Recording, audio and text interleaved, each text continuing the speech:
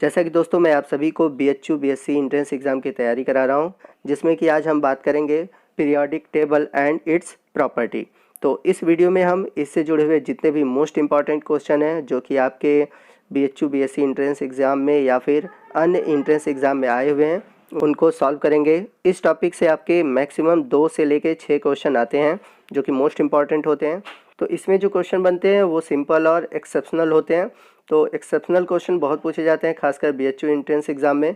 तो आप BHU entrance exam के पॉइंट ऑफ व्यू से देखें तो मोस्ट इंपॉर्टेंट क्वेश्चन इससे बनते हैं और एक्सेप्शनल क्वेश्चन ज़्यादा पूछे जाते हैं। तो इसमें जो मैं क्वेश्चन बता रहा हूँ वो ज़रूरी नहीं कि वो क्वेश्चन आए, हो सकता है इससे मिलता जुलता क्वेश्चन आ जाए। तो आप मेरे क्वेश्चन बताने का जो पैटर्न है उसको समझिए और जो पैटर्न अच्छा लगता है उसको नोट करते चलिए और बार बार नोट्स का रिवीजन करते चलिए, ताकि जितने भी आपके कॉन्सेप्ट है चैप्टर वाइज वो क्लियर होते चले और आप एग्ज़ाम की अच्छी तरह से तैयारी कर सकें। तो हम लोग देखते हैं फर्स्ट क्वेश्चन के बारे में। तो हमारा फर्स्ट क्वेश्चन है, निम्न में कौन सा आयन जल में सर्वाधिक विलय हाइड्रोक्साइड बनाएगा? तो विच of the following ions will form most soluble hydroxy in water?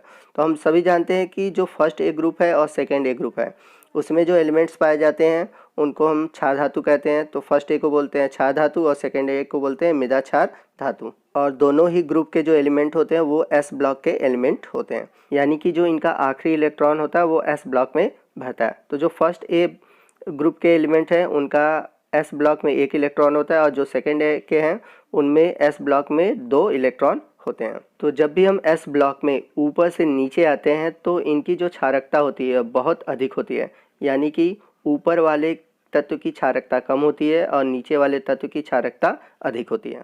तो इस प्रकार हम कह सकते हैं कि ग्रुप में ऊपर से नीचे आने पर इनकी जो क्षारकता होती है बढ़ती है, यानी कि जल में हाइड्रोक्सी आयन बनाने की जो प्रवृत्ति होती है वो बढ़ती है। तो यहाँ पर जो हमारा राइट ऑप्शन है ऑप्शन ए है पोटेशियम आयन। और यहाँ पर एक पॉइंट और याद रखिएगा, जो फर्स्ट ए ग्रुप के एलिमेंट होते हैं उनकी क्षारकता सेकेंड ए के एलिमेंट से ज़्यादा होती है और नीचे जाने पे जो सॉल्युबिलिटी होती है वो बढ़ती है।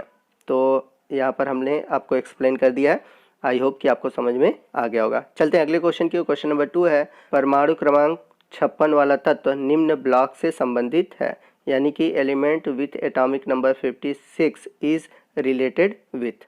तो यहाँ पर मैं आपको एक ट्रिक बता दे रहा हूँ। जैसे ही यहाँ पर S ब्लॉक के एलिमेंट है और इधर P ब्लॉक के एलिमेंट है। S ब्लॉक में आते हैं फर्स्ट ए और सेकेंड ए और P ब्लॉक में यहाँ पर हम मान लेते हैं boron, carbon, nitrogen, oxygen, fluorine, neon. इसको आप ट्रिक से याद कर सकते हैं बकनोफनी। बकनोफनी का मतलब हो गया BCNOFNE।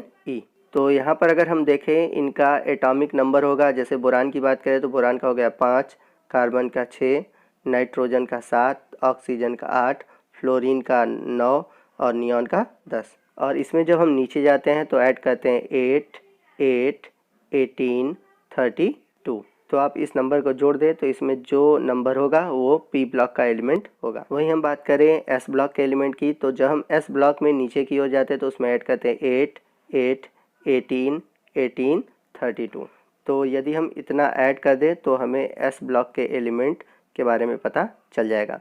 तो कैसे पता चलेगा? तो आइए क्वेश्चन जो दिया हुआ है उसको सॉल्व करके हम इसको चेक करते हैं। तो यहाँ पर जो एलिमेंट दिया है उसका एटॉमिक नंबर है 56 और यहाँ पे मैं आपको एलिमेंट ले रहा हूँ LiNaKRbCs, जो कि फर्स्ट ए के एलिमेंट है। अब वहीं मैं सेकेंड ए के एलिमेंट भी बना दे रहा हूँ, बेरिलियम, मैग्नीशियम, कैल्शियम, स्ट्रॉन्शियम और बेरिलियम। और हम सभी जानते हैं कि जब हम लेफ़्ट टू राइट जाते हैं तो एटॉमिक नंबर में 1 1 करके वृद्धि होती है, यानी कि एक एक करके वृद्धि होती है। तो जैसे कि यहाँ पर लिथियम का 3 है तो बेरिलियम का होगा 4, सोडियम का 11 है तो मैग्नीशियम का होगा 12। तो देखिए लिथियम के 3 में मैंने 8 जोड़ा तो हो गया 11, फिर यहाँ पर मैं 8 जोड़ूंगा तो हो जाएगा पोटेशियम का 19। अब इसके बाद हम क्या जोड़ेंगे 18, 18। तो जैसे कि यहाँ पर मैं 18 जोड़ दिया तो यहाँ पर हो जाएगा 37। तो अभी हम लोगों ने 18 ऐड किया 19 में तो 37 हुआ। फिर से हम 18 ऐड करेंगे क्योंकि 2 बार 18 ऐड करना है। तो 37 में जब हम 18 ऐड करेंगे तो हो जाएगा 55, यानी कि सीजियम का जो नंबर है वो है 55। तो इसके बाद है बेरियम, तो बेरियम का हो जाएगा 56, क्योंकि 55 के बाद अगर एक जोड़ें तो क्या आ जाएगा 56 हो जाएगा। तो यहाँ पर जो 56 है वो है बेरियम।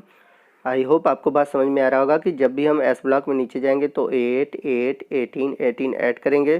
तो जो हमने ऐड किया तो आया सीजियम का 55 और बेरिलियम का 56 जो कि एस ब्लॉक का है। तो यहाँ पर हमारा जो राइट ऑप्शन बनेगा option A, S block element. Question number 3 देखते हैं। According to periodic law of elements the difference in their property is related with. तो यहाँ पर पूछा हुआ है कि तत्वों के आवर्त नियम के अनुसार उनके गुणों में पाए जाने वाली भिन्नता संबंधित है। तो किसी भी एलिमेंट की जो प्रॉपर्टी होती है वो उसके एटॉमिक नंबर पर डिपेंड करती है, क्योंकि जो एटॉमिक नंबर होता है वो प्रोटॉन और इलेक्ट्रॉन के बराबर होता है। और हम सभी जानते हैं कि प्रोटॉन से कोई मतलब नहीं है, डिपेंड करता है किसी भी एलिमेंट की प्रॉपर्टी उसके इलेक्ट्रॉन पर। क्यों? क्योंकि जो इलेक्ट्रॉन होते हैं वही किसी रासायनिक अभिक्रिया में पार्टिसिपेट करते हैं। तो इस वजह से किसी भी तत्व की जो प्रॉपर्टी होगी डिपेंड करती है उसके एटॉमिक नंबर पर। तो यहाँ पर हमारा जो राइट ऑप्शन है ऑप्शन ए है।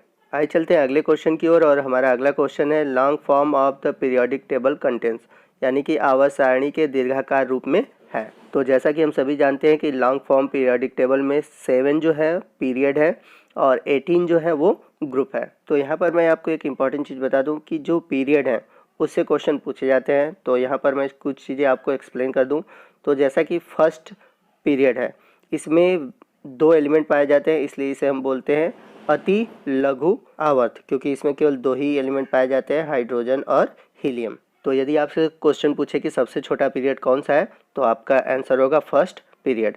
वही बात करें हम सेकंड पीरियड की, तो इसमें जो एलिमेंट है वो टोटल है आपके 8, इसलिए इसे हम बोलते हैं लघु आवर्त। तो सेकंड और थर्ड दोनों पीरियड में आपके 8 एलिमेंट है, यानी कि सेकंड में भी 8 है और आपके थर्ड में भी 8 है, इसलिए इन्हें हम बोलते हैं लघु आवर्त। तो उसके बाद यदि हम बात करें फोर्थ और फिफ्थ पीरियड की, तो ये पॉइंट इंपॉर्टेंट है, आप इसको नोट करते चलिएगा। तो फोर्थ और फिफ्थ पीरियड में आपके जो एलिमेंट है 18 एलिमेंट है, इसलिए इन आवर्त को हम बोलते हैं दीर्घ आवर्त।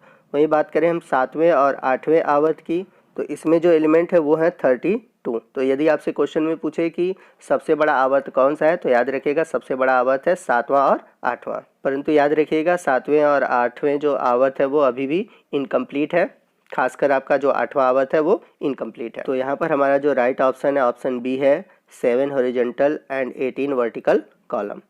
तो हॉरिजॉन्टल को हिंदी में बोलते हैं क्षैतिज। तो ऐसे जो कॉलम जाती है वो क्षैतिज होती है, और ऐसे नीचे की ओर जो कॉलम आती है उसको हम बोलते हैं ऊर्ध्वाधर।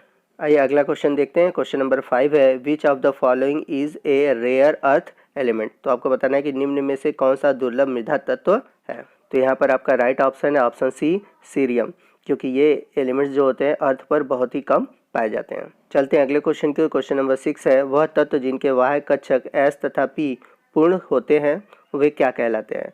Those element which have outermost S and P orbital complete are called. तो ऐसे तत्व कहलाते हैं आपके अक्रिय गैसें, यानी कि इनर्ट गैसेस, यानी कि जिन्हें हम जीरो ग्रुप के एलिमेंट्स कहते हैं। आइए चलते हैं अगले क्वेश्चन की। क्वेश्चन नंबर 7 है, परमाणु क्रमांक 29 का तत्व है the elements with atomic number 29 will be. तो देखिए यहाँ पर हमने तो एस ब्लॉक और पी ब्लॉक की चर्चा कर ली, बट यहाँ पर अभी डी ब्लॉक बचा हुआ है।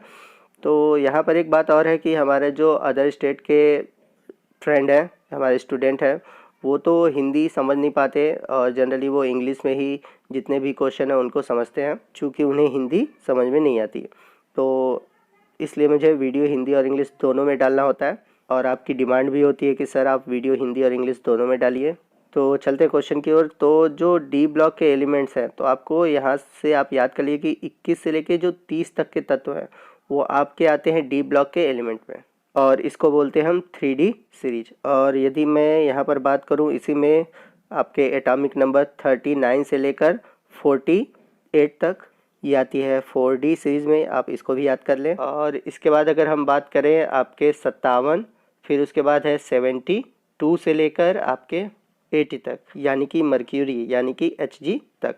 तो ये आते हैं आपके 5D सीरीज़ में। ये आपके हैं डी ब्लॉक के एलिमेंट, आप इसको याद कर लें, और इससे याद किए रहेंगे तो आप जितने भी क्वेश्चन हैं आप इजीली उनको सॉल्व कर पाएंगे। तो जैसा कि मैंने बताया कि आपका 3D सीरीज़ है, ये 4D सीरीज़ है और ये 5D सीरीज़ है। तो यहाँ पर आप देख सकते हैं कि जो हमारा क्वेश्चन दिया हुआ है परमाणु क्रमांक 29 का तत्व होगा, तो ये किस में आएगा आपका 21 से लेकर मैंने बताया था 30 तक आते हैं, या 3D में एक तरह से हम कह सकते हैं डी ब्लॉक का है। तो यहाँ पर हमारा जो राइट ऑप्शन बनेगा ऑप्शन सी है, डी ब्लॉक एलिमेंट, और ये एलिमेंट कौन सा है? कॉपर। आइए चलते हैं अगले क्वेश्चन की ओर, और अगला क्वेश्चन है एक तत्व का इलेक्ट्रॉनिक विन्यास 1s2 2s2 2p6 3s2 3p6 3d5 4s1 है, तो वह तत्व संबंधित है। तो यहाँ पर आप देख रहे हैं कि लास्ट इलेक्ट्रॉन 4s1 में जा रहा है, तो आप सोचेंगे कि ये s ब्लॉक का एलिमेंट है, बट नहीं, ऐसा नहीं होता। तो इस तरह के क्वेश्चन में हम n+l के रूल को फॉलो करेंगे, जिसमें n+l की वैल्यू अधिक होगी, लास्ट इलेक्ट्रॉन उसी में जाएगा। तो यदि हम देखें 3D में, तो 3D के लिए जो n+l की वैल्यू होगी, n के लिए हो गया 3 और d के लिए वैल्यू हो जाएगा आपका 2, क्योंकि हम जानते हैं कि s के लिए l का मान होता है 0, p के लिए होता है 1 और d के लिए होता है 2। तो यहाँ पर 3D के लिए जो वैल्यू आएगी n+l की, वो आएगी आपकी 5, जबकि 4s की बात करें तो 4 + 0 = आएगा 4। तो यहाँ पर सबसे अधिक जो n+l की वैल्यू आ रही है वो आ रही है 3D के लिए, तो ये डी ब्लॉक का एलिमेंट है, यानी कि जो लास्ट इलेक्ट्रॉन भरेगा वो डी ब्लॉक में भरेगा। आइए देखते हैं अगला क्वेश्चन, और हमारा अगला क्वेश्चन है निम्न में से कौन सा तत्व अत्यधिक विद्युत धनात्मक है?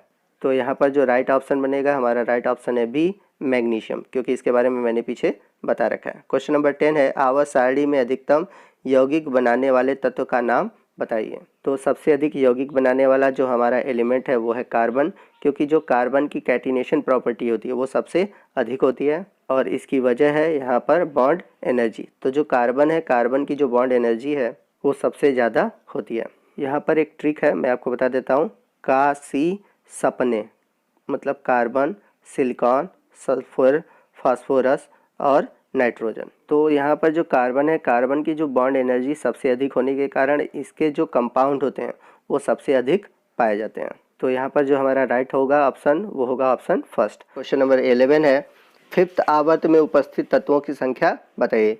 तो जैसा कि मैंने पिछले पार्ट में आपको बता रखा है सभी पीरियड में कितने एलिमेंट्स होते हैं, तो यहाँ पर राइट ऑप्शन है ऑप्शन 1, 18 एलिमेंट, यानी कि जो 5वां आवर्त है उसमें 18 तत्व पाए जाते हैं। आइए चलते हैं अगले क्वेश्चन की ओर। क्वेश्चन नंबर 12 है in a period the valency of element with respect to oxygen, यानी कि किसी आवर्त में तत्व की संयोजकता ऑक्सीजन के सापेक्ष आपको बतानी है, क्या होता है, बढ़ता है, घटता है, आपको ये ऑप्शन चूज करना है। यदि हम फर्स्ट ग्रुप से लेकर 7 ग्रुप की ओर चलें तो ऑक्सीजन के सापेक्ष जो वैलेंसी होती है वो इंक्रीज़ करती है, वो कॉन्टीन्यूसली इंक्रीज़ करती है।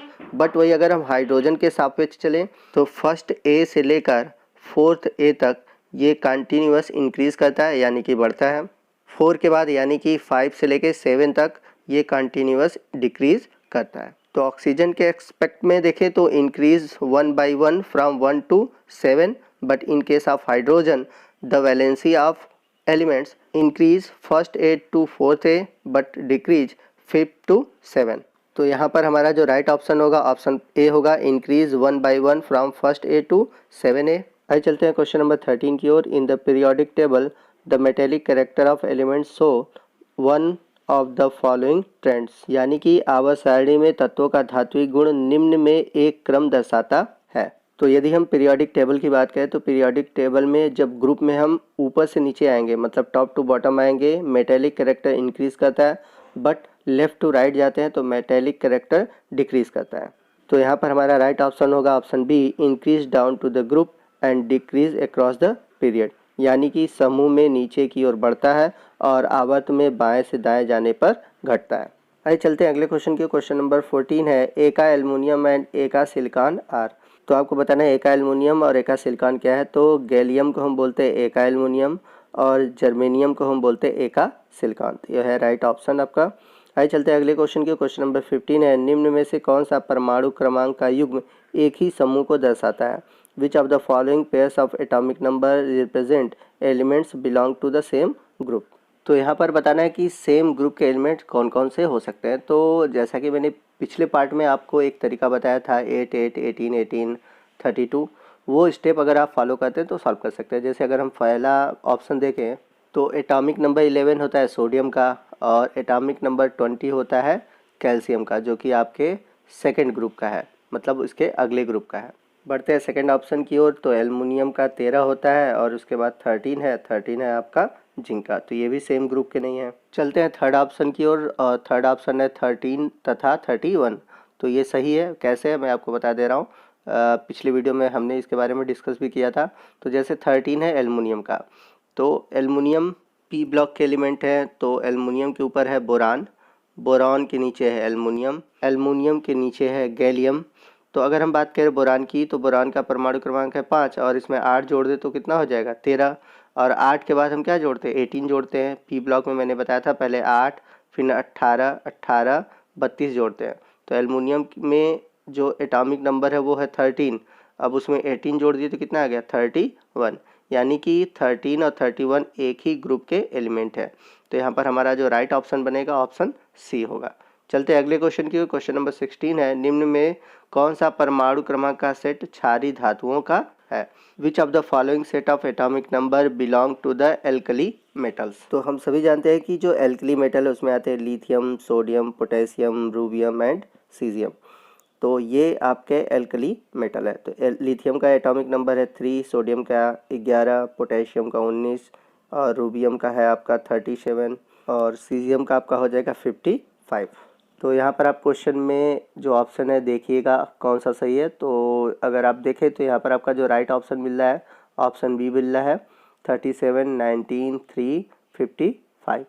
चलिए चलते हैं अगले क्वेश्चन की। क्वेश्चन नंबर 17 है, यदि किसी तत्व का परमाणु क्रमांक 33 है, आवर्त सारणी में इसे स्थान दिया जाएगा। If the atomic number of an elements is 33, it will be placed in the periodic table in. तो यदि हम बात करें एटॉमिक नंबर 33 एलिमेंट की, तो ये आपका पी ब्लॉक का एलिमेंट है और ये आपका 5th ग्रुप यानी कि पी ब्लॉक के 5th ग्रुप में आएगा और ये नाइट्रोजन फैमिली से बिलोंग करेगा।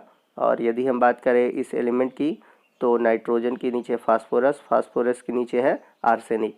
तो ये जो एलिमेंट है वो है आर्सेनिक। चलिए आइए देखते हैं अगला क्वेश्चन। क्वेश्चन नंबर 18 है, तत्वों का कौन सा युग्म आवर्त सारणी के उसी आवर्त का है? Which pair of element is from the same period of the periodic table? तो जब n की वैल्यू सेम होती है तो वहाँ पर पीरियड सेम होता है, तो यहाँ पर आप n की वैल्यू निकाल लीजिए। तो यहाँ पर जो आपका राइट ऑप्शन आएगा ऑप्शन सी आएगा, पोटेशियम और ब्रोमीन, क्योंकि पोटेशियम और ब्रोमीन जो है आपके 4th पीरियड के एलिमेंट है। आइए चलते हैं अगले क्वेश्चन के। क्वेश्चन नंबर 20 है, the most reactive of the following alkali metal is. तो आपको बताना है कि निम्न क्षारीय धातुओं में सबसे अधिक क्रियाशील कौन सा है। तो बहुत अच्छा क्वेश्चन है। तो मैंने आपको बताया था कि एल्कली मेटल में जब हम नीचे की ओर जाते हैं तो आपका बेसिसिटी बढ़ता है, यानी कि क्षारिकता बढ़ती है और ये बहुत ज़्यादा रिएक्टिव भी होते हैं। तो यहाँ पर जो एलिमेंट है वो है सीजियम, क्योंकि सबसे लास्ट में सीजियम पाया जाता है जिसका एटॉमिक नंबर है 55। तो जितने भी एल्कली मेटल हैं उनमें सबसे जो रिएक्टिव होता है वो सीजियम होता है। आइए चलते हैं क्वेश्चन नंबर 21 की ओर। The correct order of acidic strength of CO2, CuO, CaO and H2O। तो बात करें हम एसिडिक स्ट्रेंथ की, तो जो एसिडिक स्ट्रेंथ है वो डिपेंड करता है ऑक्सीडेशन नंबर पर, और यदि ऑक्सीडेशन नंबर सेम है तो डिपेंड करता है नंबर ऑफ ऑक्सीजन पर, और नंबर ऑफ ऑक्सीजन सेम है तो हम देखते हैं एटम की इलेक्ट्रोनेगेटिविटी। तो जो एसिडिक स्ट्रेंथ है वो डिपेंड करती है इन 3 फैक्टर पर। तो इसमें देखिएगा दोनों फैक्टर काम करता है। यदि हम बात करें CO2 की, रीज़न क्या है कि CO2 में नंबर ऑफ ऑक्सीजन अधिक है। अब इसके बाद नंबर आएगा H2O की, क्योंकि इसमें जो हाइड्रोजन है वो एक नॉन मेटल है। अब हम बात करेंगे CaO और CuO में। तो यहाँ पर जो CuO है, तो CuO में Cu की जो प्रॉपर्टी है अधिक एसिडिक होगी, जबकि कैल्शियम की जो प्रॉपर्टी होती है वो बेसिक होती है। तो इस हिसाब से हमारा जो सही आंसर है वो ऑप्शन ए है। तो यहाँ पर आपको अम्लीयता का जो प्रबलता है उसका बढ़ता हुआ क्रम बताना है। तो यहाँ पर CaO है जो क्षारीय है, जबकि CO2 है जो प्रबल अम्ल है। तो आपका जो सही आंसर है वो ऑप्शन फर्स्ट है। चलते हैं अगले क्वेश्चन की। क्वेश्चन नंबर 22 है, निम्नलिखित में सबसे दुर्बल क्षार है। वीकेस्ट एल्कलाई एमन द फॉलोइंग इज। तो ऑप्शन में आपको बताना है कि जो सबसे दुर्बल क्षार है वो कौन सा है।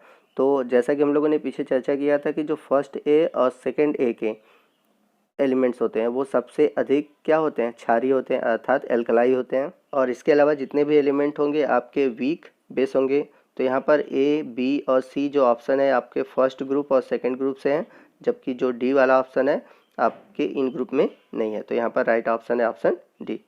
क्वेश्चन नंबर 23 है, the correct order of acidic strength is. तो आपको बताना है कि अम्लीय तीव्रता का सही क्रम कौन सा है। तो यहाँ पर जो राइट ऑप्शन है ऑप्शन फर्स्ट है, और पूरे पीरियोडिक टेबल में जो Cl2O7 है मोर एसिडिक ऑक्साइड होता है। तो याद रखिएगा, ये क्वेश्चन बहुत बार पूछा गया है कि सबसे अधिक आवर्त सारणी में कौन सा मोर एसिडिक है, तो आपका है Cl2O7। और सबसे अधिक क्षारी कौन सा है, तो आपका होगा सीजियम का ऑक्साइड CS2O।